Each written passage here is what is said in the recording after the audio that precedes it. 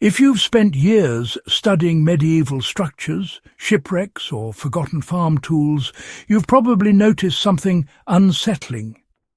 Wood that should have turned to dust centuries ago is still intact.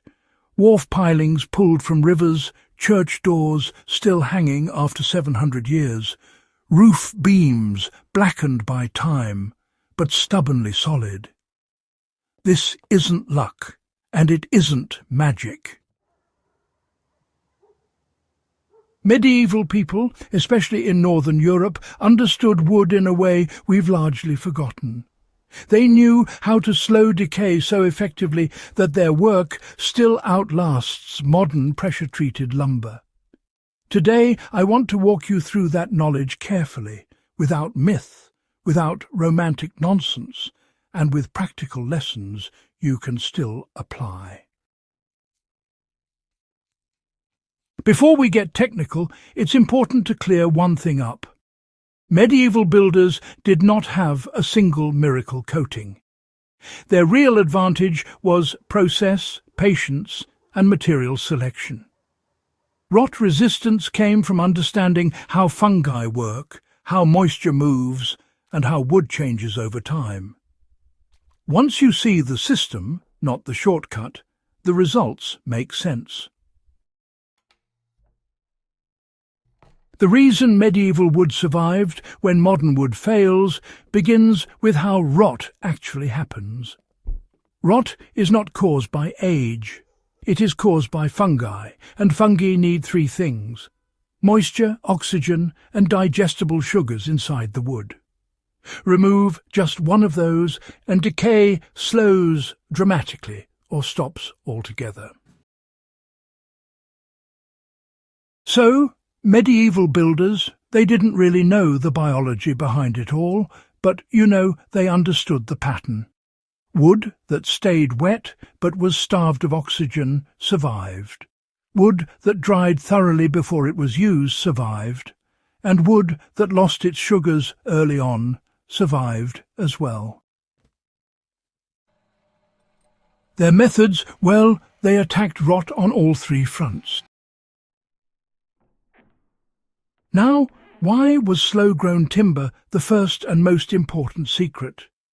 Medieval wood, you see, came from old forests, not those managed plantations we have today.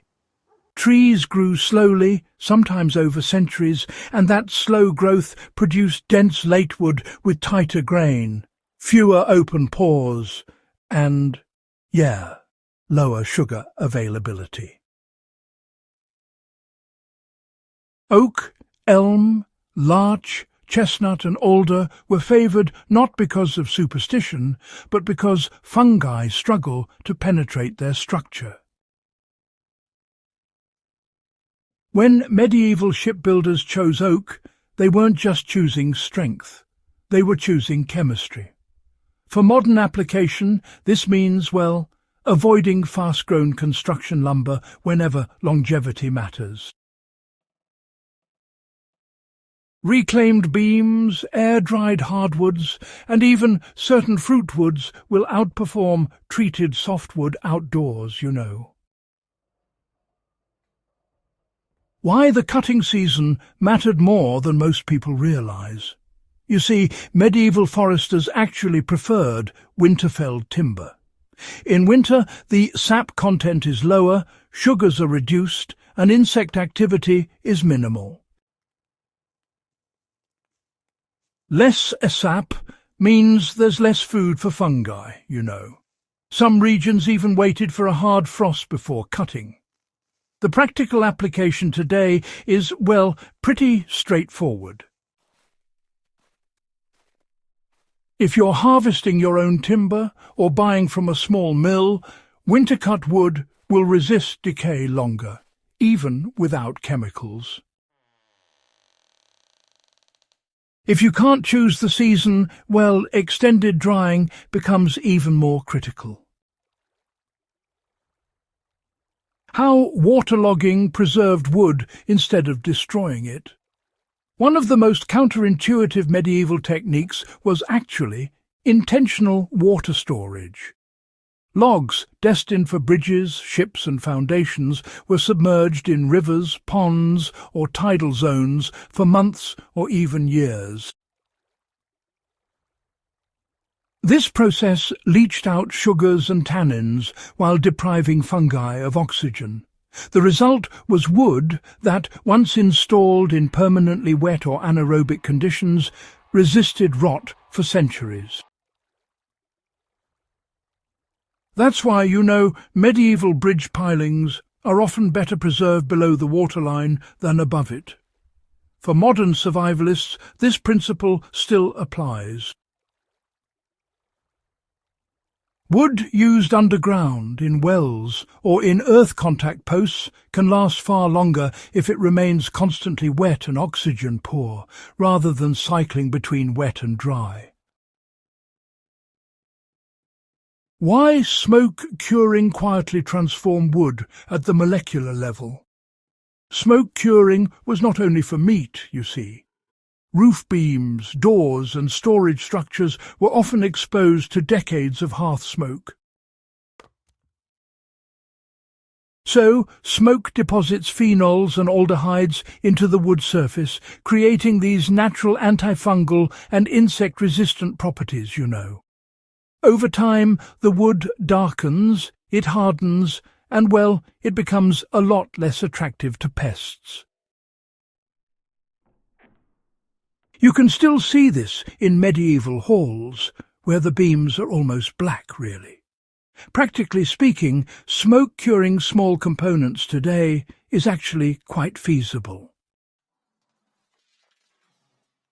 Hanging tool handles, fence posts or storage chests in a smokehouse or above a wood stove for repeated low-temperature exposure, it measurably improves durability.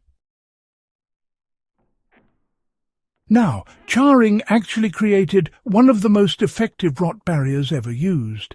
It's a simple process, but, the results are surprisingly durable.